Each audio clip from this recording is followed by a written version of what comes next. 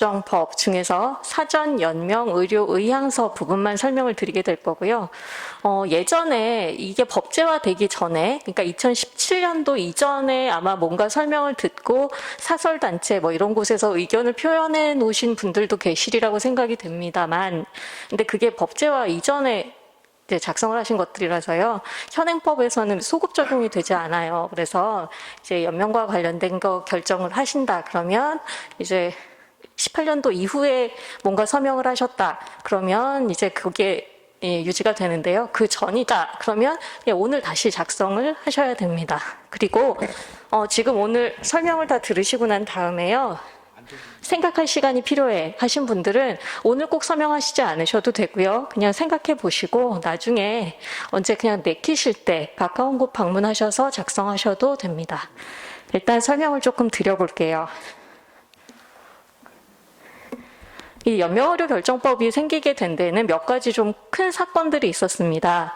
그래서 보면은 1997년도에 있었던 보라매 병원 사건이 조금 첫 번째로 컸던 사건이에요. 이거 이전에 의료계는 그냥 웬만하면 치료는 계속 끝까지 하는 거고 보호자들이 원하면 중간에 치료를 중단해드리기도 했었어요. 근데 이 사건이 있고 난 이후부터 우리가 치료 중지를 잘못하다가 큰일이 나겠구나 하는 생각을 하게 된 첫 사건이었습니다. 이게 아시는 분들도 계시기는 할 텐데요. 이 사건의 개요는 이래요. 환자분께서 평소에 좀 알코올 중독이 있으셨던 분이고 가정폭력도 행사하셨던 분이신데 그날도 약주를 좀 드시고 집에서 좀 행패를 부르시다가 화장실 가셔서 넘어지셨는데 머리를 다치셨어요. 그래서 그 채로 보라매 병원에 들어갔는데 그때부터 이제 의식 없어지고 수술했는데도 불구하고 자바호흡은 없고 이런 상태로 이제 병원에 들어오시게 된 거죠. 그래서 그 상태에서 보호자들이 우리는 코스트 감당할 수 없으니 집에 가야겠어요. 라고서 이제 요구를 하기 시작했고 여러 차례 담당 의사가 면담을 했지만 보호자분들은 우리 치료 계속하지 않겠어요. 집에 보내주세요. 해서 결국은 예전에 다마 디스차지 용지라는 게 있었어요. 치료에 불응하는 퇴원. 그러니까 무슨 일이 있으면 다 내가 책임질 테니 그냥 집에 보내주세요. 하는 내용이거든요. 그래서 서류 작성하고 집에 보냈는데 보내자마자 이제 돌아가신 거죠. 근데 그리고 나서 이제 평소 같았으면 문제 없이 장례를 치렀을 텐데 시동생이 나타나셨어요. 그래서 병원하고 이제 뭐라 그러죠? 형의 부인을 뭐라 그러죠? 그분을 이제 고소를 한 거죠. 고소를 해가지고 대법원까지 갔었던 사건이에요. 대법원까지 가면서 이제 관련됐던 의사들이 전부 다 구형을 받고 집행유예로 그냥 풀려나기는 했어요. 그래서 이 일이 있고 난 다음에는 아예 의료진들이 다 되게 엄청 방어적으로 퇴원시켜달라면 퇴원 안 시켜주고 끝까지 치료하고 하는 첫 번째 시작이었고, 제가 이때 간호사 2년차 근무할 텐데요.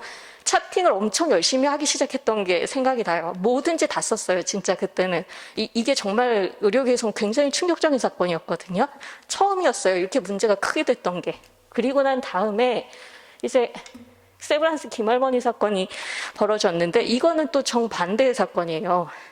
환자는 의식이 없고 끝까지 이제 분위기가 이러고 있으니까 끝까지 치료를 받아야겠다고 생각을 이제 해드려야 된다고 생각을 하고 의료계에서는 계속 치료를 하고 있는데 환자 보호자들은 치료 중지해달라. 우리는 치료받지 않을 권리가 있다 하고 얘기를 했었던 사건인데 이것도 대법원까지 가면서 치료 중지해라 하고서 얘기를 들었었던 사건이거든요. 근데 여기서 이제 치료를 중지해라는 치료 중지하면 바로 돌아가실 것이다를 염두에 두고 이제 법원에선 판단을 한 건데 의료계는 바로 돌아가실 분 아니다. 그러니까 의료계의 의견이었었어요. 실제로 판결 받고 기관 내 삽관되어 있던 거 빼고 인공호흡기 다 뗐는데 그리로부터 한 200일을 생존해 계셨어요. 그러니까 의료계 입장에서는 돌아가실 분 아닌데 치료 중지해. 명령을 받았던 케이스가 되는 거죠.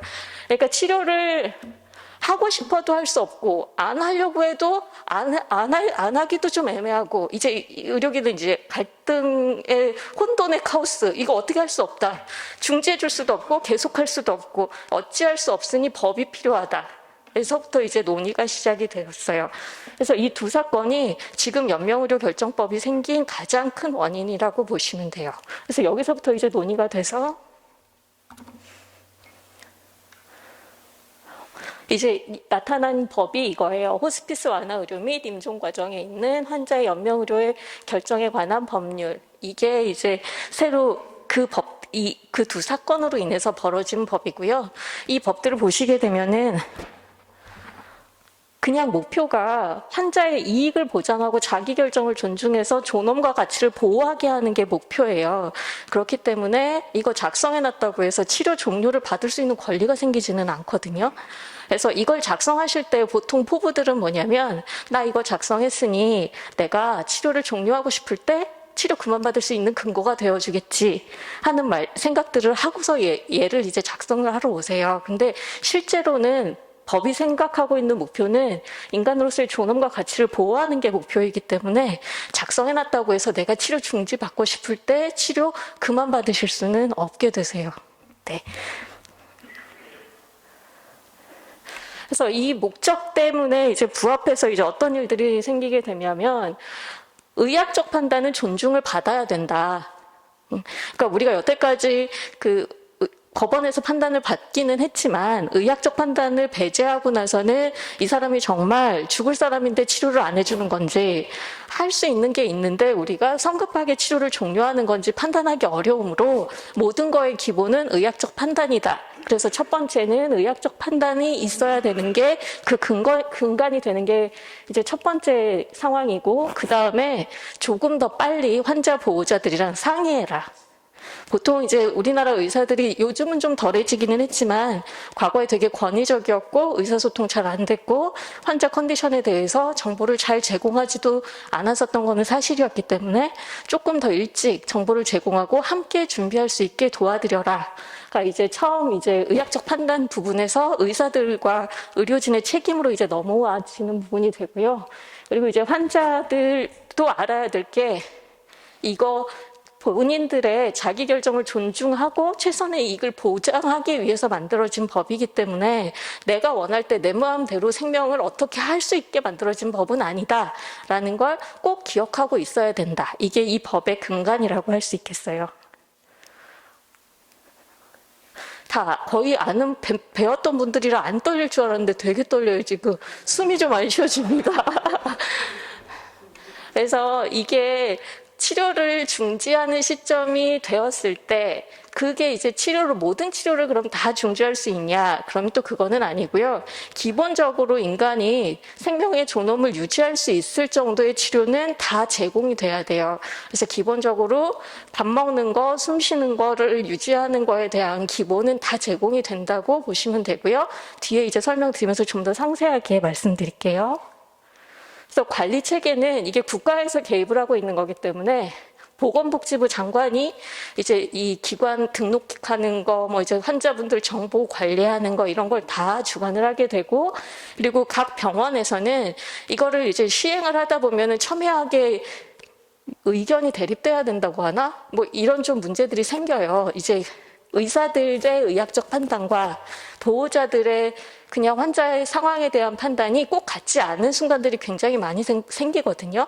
환자 보호자들이 보기에는 이제 곧 돌아가실 분인데 의학적인 지식으로 보기에는 아직 치료하고 한참 남았는데 하는 생각들이 충돌하는 시점이 거의 매 순간 생겨서 이제 그렇기 때문에 이제 그런 문제들을 해결하기 위해서 윤리위원회라는 게 필요해요. 그래서 이 연명과 관련된 업무를 해야지 되는 병원들은 윤리위원회를 반드시 설치하도록 법에 명시하고 있어요.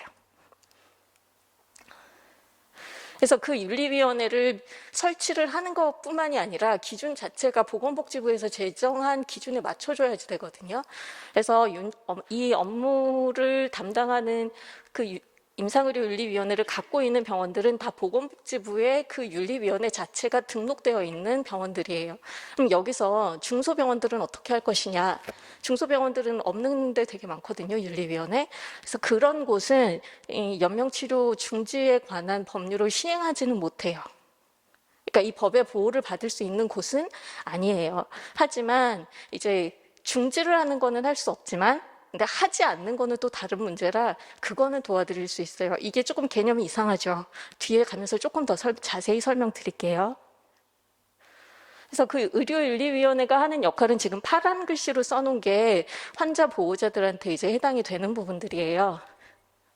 그래서 이제 요청을 한다. 치료 중지해달라고 하면 그럼 그 요청이 타당한 건지를 심의를 하고, 그리고 이제 의사가 치료해 주는 게 마음에 안 들어, 의사 바꿔줘 하는 경우들이 생겨요. 그럼 이제 그 의사 교체 요구가 적절한지, 교체를 해준다면 어느 의사로 교체를 해줘야지 될지, 그것도 이제 윤리위원회에서 판단을 같이 해주게 되고, 그다음에 연명의료 중단과 관련된 갈등 상황에서 보호자들이 정말 끊임없이 면담을 요구하거든요. 그 끊임없는 면담 요구에 응하는 것도 윤리위원회가 해야지 될 업무예요.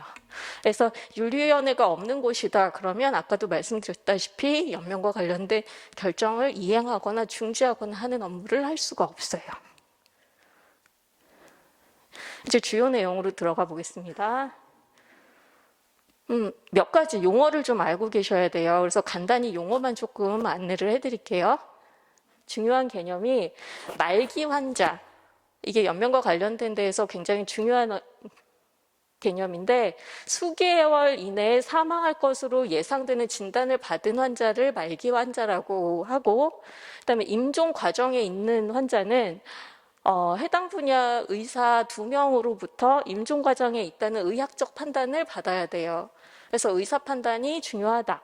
그리고 연명의료라는 것도 이제 개념을 알고 계셔야 되는데, 연명의료는 모든 의료를 지칭하는 건 아니고, 여기 지금 보이시는 7가지, 이 7가지 항목의 치료만 연명의료에 포함이 돼요. 그래서 연명의료와 관련된 걸 중지한다라는 얘기를 들었을 때 중지할 수 있는 범위에 들어가는 치료는 지금 보시는 저 7가지예요. 심폐소생술에서부터 혈압상승제 투여까지만.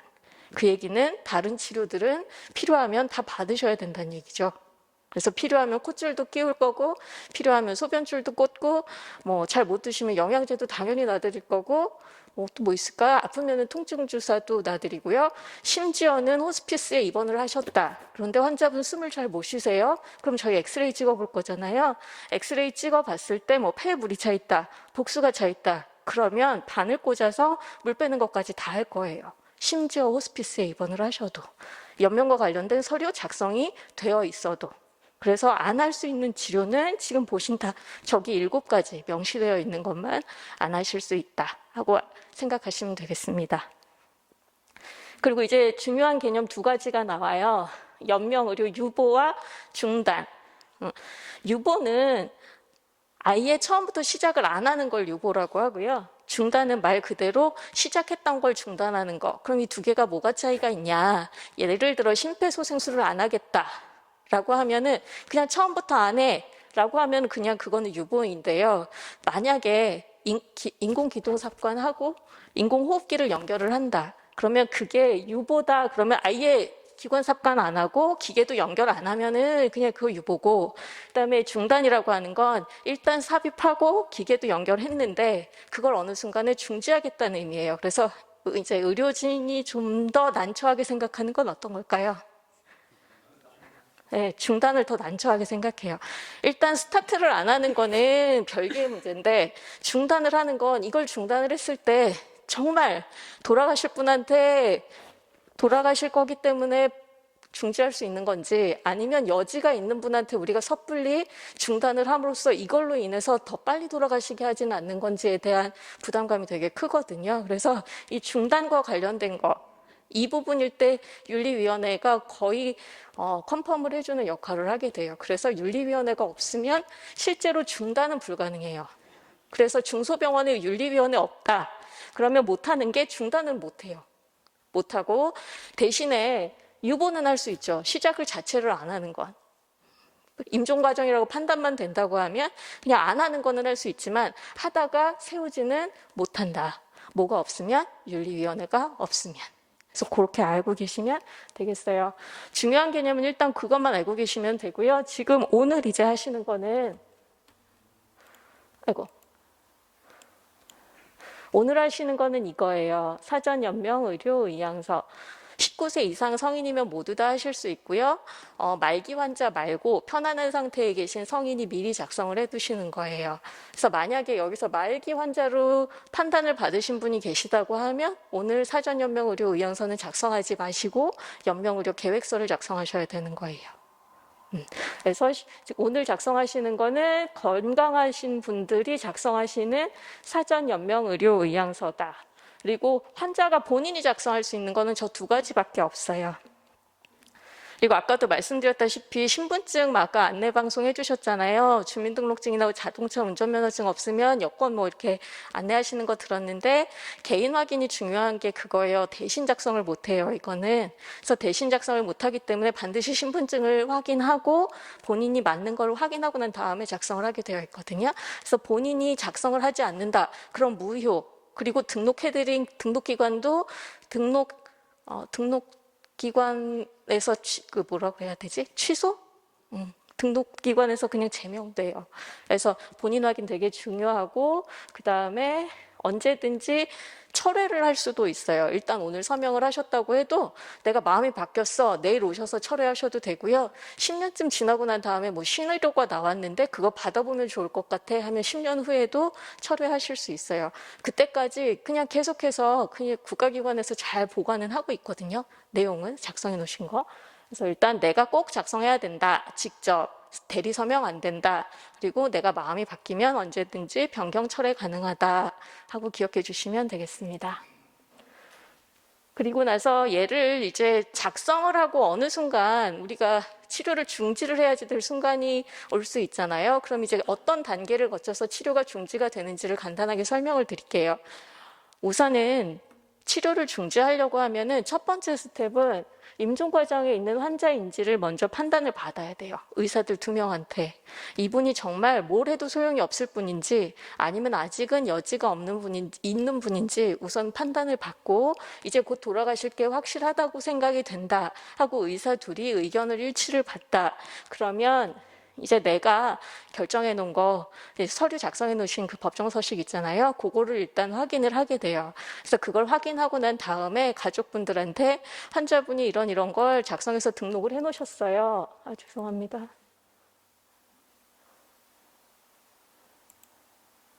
이런 걸 작성을 해 놓으셨어요. 그래서 보호자분들이 동의하시면은 치료 중지하겠습니다. 라고서 이제 설명을 하게 되고, 이제 만약에 보호자분들이 다 동의를 하신다. 그러면 그때 이제 치료를 중지할 수 있어요. 근데 여기서 중지할 수 있는 치료는 아까 뭐라고 말씀드렸냐면, 연명과 관련된 항목 7가지만. 그것만 이제 중지할 수 있어져요. 그러면 질문 하나 드릴게요. 만약에 가족들이 치료를 계속해달라고 요구를 한다. 그러면 가족 요구 무시하고 저희가 치료 중지해드릴 수 있을까요? 네. 이게 법이 강제력이 없어요. 강제력이 없는 법이다 보니까 가족 중에 누구 한 분이라도 치료 계속해주세요 하고 요구를 하시게 되면은 그분이 치료 중지에 동의를 할 때까지는 어쩔 수 없이 그냥 계속해서 치료를 하고 보호자분한테 계속해서 반복적으로 설명을 드리게 돼요. 그래서 치료 중지하는 게 강제력이 없으므로 되게 쉽지는 않은 상황이다. 그래서 이거 작성하시는 것도 되게 중요하지만 작성했다는 거를 가족분들이 알고 계시는 게 정말 중요해요. 근데 수도자분들 치료 중지하는 게 쉬울까요? 아시죠? 그래서 이게 수도의 의견과 수도자 본인의 의견과 가족분 의견이 굉장히 많이 다른 경우들을 좀 겪어요. 그래서 이제 만약에 작성을 하시게 된다면 가족분들께도 이런 상황에서 내 의견은 이거야 하고 조금 얘기를 미리 해두시는 게 도움이 되지 않을까 싶습니다. 생각보다 되게 가족 의견이 다르신 경우들이 많으세요. 수도자 성직자분들도. 혹시 여기까지 질문 있으실까요? 네. 워낙에 직계가족은 엄마, 아빠, 그리고 자녀, 배우자까지가 직계가족으로 들어가는데요. 이제 직계가족이 없는 분들은 형제자매가 우리 한국이잖아요. 우리 한국이잖아요. 이게 직계가족보다 어떨 때는 파워가 훨씬 더 센 게 형제자매예요. 그래서 자녀분들이 있는 경우라고 하더라도 형제자매의 의견에 따라서 자녀들 결정이 달라지는 경우들도 되게 많아요. 그래서 형제자매분들께 조금 미리 말씀을 좀 드려놔 주시는 게 도움이 될 것 같습니다. 또 다른 거 질문 있으세요? 네.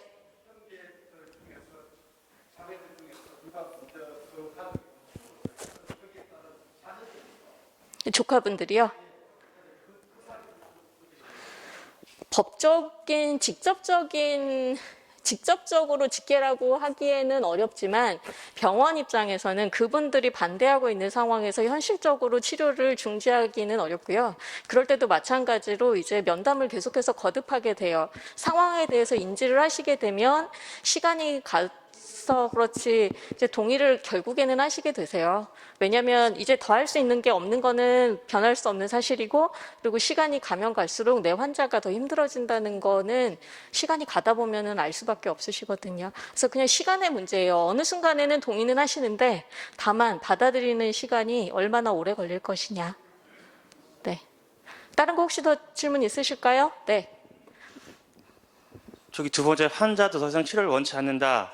근데 제가 의식이 없어요. 이런 경우는 어떻게 되는 거예요? 이제 그런 의사 표시할 수 없다. 의식이 없는 경우를 대비해서 오늘 이 서류를 작성을 하시는 거예요. 그래서 내가 작성을 해서 국가기관에 등록되어 있었을 때 그 시점에 내 결정이 변경이 없다라는 걸로 일단 저희는 받아들이고, 그래서 특별히 반대하시는 분이 없다 그러면 그 결정대로 이행은 해드릴 수 있어요. 그런데 아까도 말씀드렸다시피 누군가 한 분이라도 반대를 하신다 그러면은 뭐 치료는 계속 되겠죠. 네. 수도회가 지난번에 받았던 질문인데요. 수도회가 법적인 요구를 할 수 있냐, 이 권한이 있냐, 뭔가 이제 법정 서식을 내가 못 써놨을 때 수도회에서 내 의견을 대신 작성을 해서 법정 서식을 등록해 줄 수 있냐, 이런 질문을 전에 받았던 적이 있는데요. 우리나라는 법정 대리인 제도를 인정하지 않아요, 아직까지는. 그래서 수도회는 모든 걸 다 함께 나누고 계신 것은 맞지만 법정 서식만은 작성을 대신해 주실 수가 없어요. 그래서 만약에 이런 경우 누가 가족이 오셔서 뭔가를 해 주실 수도 없고 수도회는 대리인으로 인정이 안 되니, 이럴 경우에는 이제 심폐소생술 포기각서라고 해서 법적인 효력은 없으나 이제 관습적으로 병원에서 이제 사용했던 서식이 있어요. 옛날 그 보라매 병원 때 받았던 서식이 아직도 남아있는 서식이 있거든요.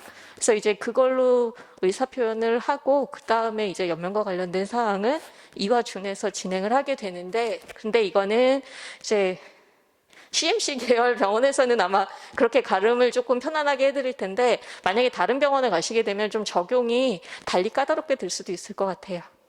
법적인 대리인들은 아니셔가지고 서로. 근데 그게 법정 대리인 논의가 계속 진행되고는 있다고는 해요. 그래서 어느 순간 되기는 할 텐데요. 근데 아직까지는 인정이 안 되고 있습니다. 질문 없으시면 다음으로 넘어가도 될까요?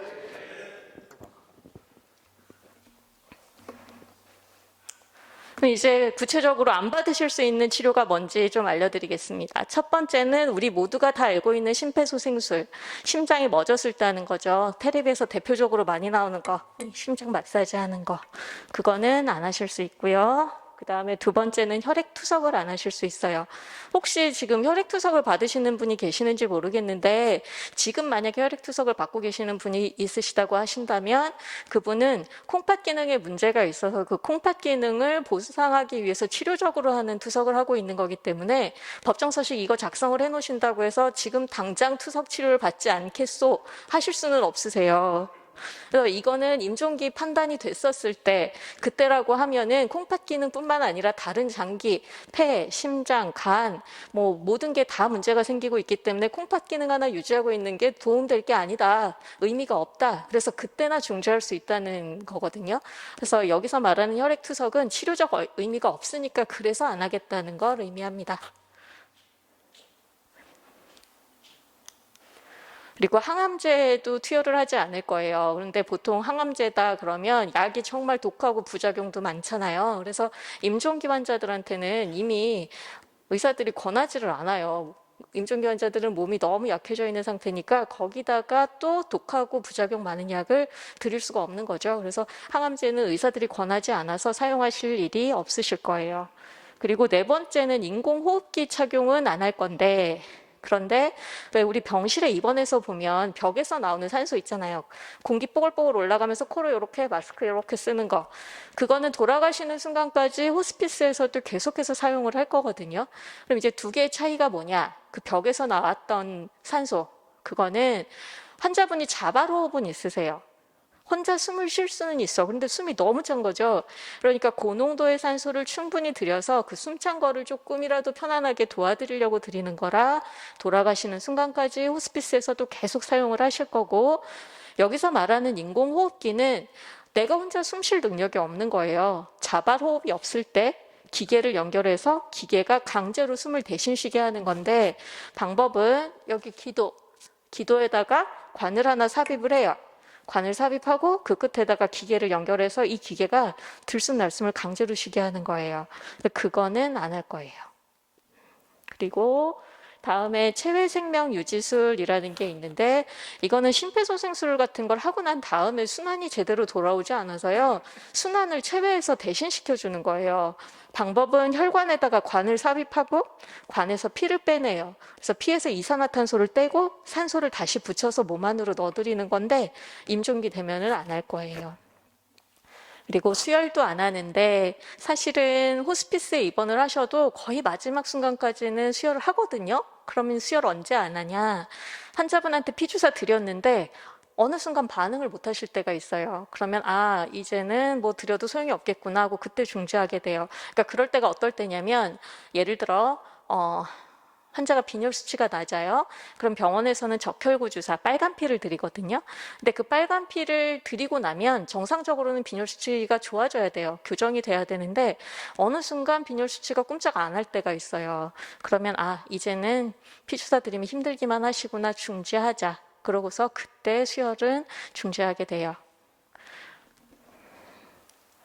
그리고 혈압 상승제도 투여를 하지 않을 건데, 혈압 상승제는 말 그대로 혈압을 일정하게 높게 유지시켜주는 주사거든요.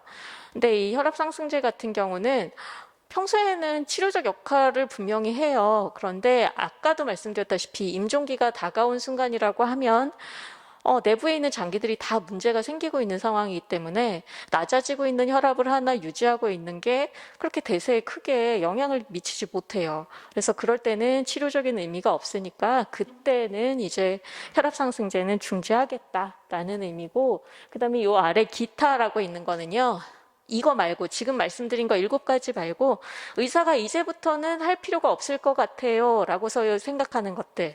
그러니까 뭐 예를 들어 이제 돌아가실 날이 얼마 안 남은 것 같아요. 오늘 내일 사이에 돌아가실 것 같아요.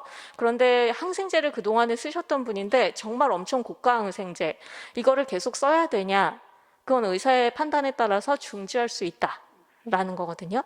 옛날 같았으면 그냥 돌아가시는 순간까지 그 비싼 거 계속 썼어요. 근데 지금은 굳이 그렇게 할 필요가 없겠다라고 판단을 하면 이 법에 따라서 그 비싼 것들은 좀 안 할 수 있어져요. 그래서 의사 판단에 따라 필요하지 않다고 생각하는 것들은 좀 중지할 수 있습니다.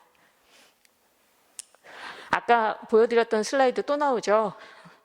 실제로 안 할 수 있는 거 요거밖에 없다는 걸 또 다시 한번 말씀을 드려야 돼서, 그래서 그 보셨던 7가지 빼고 나머지는 다 해야 돼요. 필요하면 산소도 또 드릴 거고, 콧줄도 또 꽂을 거고, 그 다음에 필요하면 소변줄도 꽂고 영양제도 드릴 거고, 그냥 할 수 있는 거는 환자분의 기본적인 생활을 위한 것들, 그런 것들은 그냥 다 제공이 될 거예요.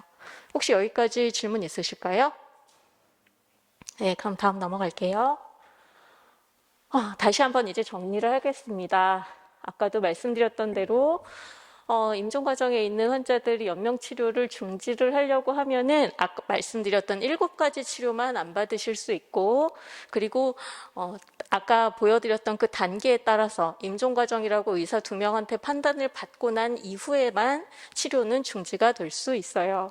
그리고 사전 연명 의료 의향서는 오늘 작성을 하시고 나면 국가기관에 실시간으로 등록이 될 거고, 등록이 되면서부터는 계속해서 보관을 할 거고, 그리고 만약에 마음이 변하신다 그럼 언제든지 신분증 가지시고 다시 방문을 하시면 변경 철회 다 가능하시고요. 그리고 가족분들이 열람을 원하시는 경우는 열람도 가능합니다. 그리고 제가 이따가 이 서류 작성하면서 질문을 하나 드릴 거예요. 혹시 호스피스를 사용하실 의향이 있으십니까? 라는 질문을 드릴 건데, 호스피스는 다 아시죠? 네. 호스피스는 이제 우리나라 같은 경우에는 말기 암 환자들 중에서 이제 더 이상은 치료할 게 없다. 호스피스 치료가 권해진다라고서 이제 의사들한테 판단을 받은 경우에 입원형 호스피스, 입원해서 치료를 받을 수 있는 호스피스를 사용하실 수 있어요. 근데 여기서 이제 질문의 의도는 뭐냐면 나나 내 주변에 있는 사람들이 호스피스를 사용할 케이스가 됐다고 하면 사용을 하거나 권해줄 의향이 있는지 그냥 설문조사만 하는 거예요. 그래서 만약에 생각해 본 적이 없다 그러면 생각해 본 적 없어요 하고서 그냥 대답 안 하셔도 돼요. 그래서 이따가 이따가 그 서류 등록할 때 이 질문 하나 드릴 거니까 대답해 주시면 될 것 같고요. 혹시 여기까지 다시 질문 없으시죠? 넘어갈게요. 이게 등록되는 화면이에요. 연명의료 정보처리 시스템 국립연명의료관리기관에서 운영하고 있는 거고 등록하시면은 여기에서 이제 열람이 가능해져요. 여기 어딨지?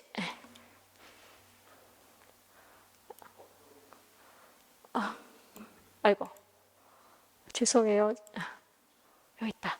나의 사전 연명 의료 의향서 조회하기 보이시죠? 여기 들어가면은 여기서 조회 여부 확인하실 수 있어요.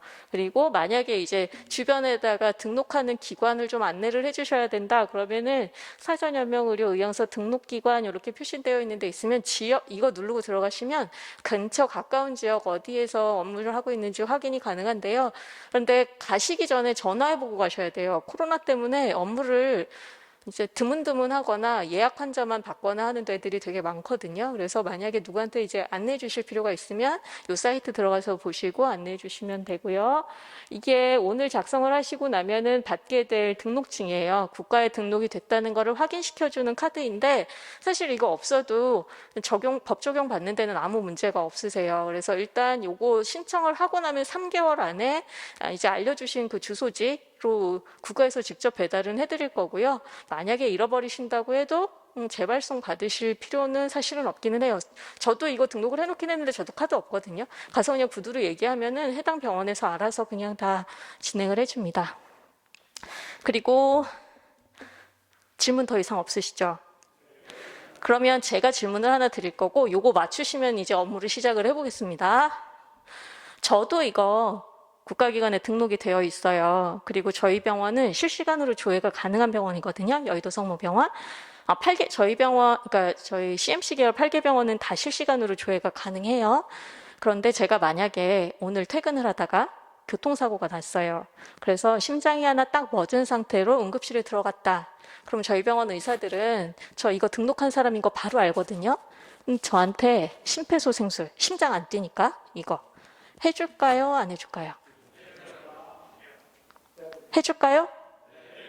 다 해줄까요? 네, 맞아요. 역시. 왜 다 해줄까요? 젊어요? 연세가 드셔도 아마 해드릴 거예요. 왜 해드리냐면요.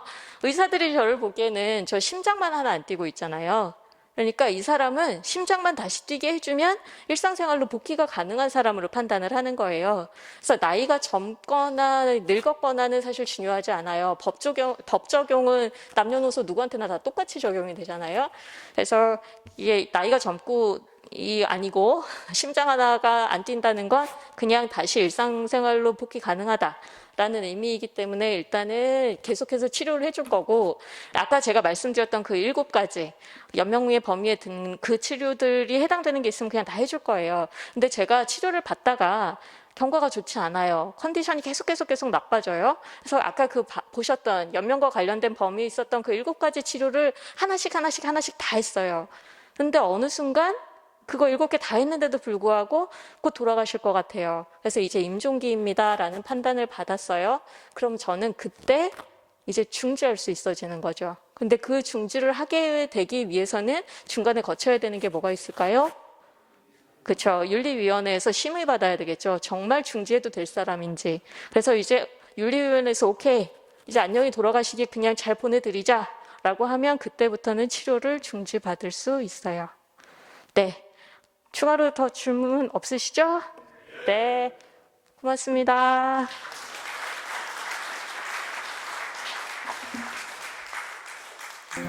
예,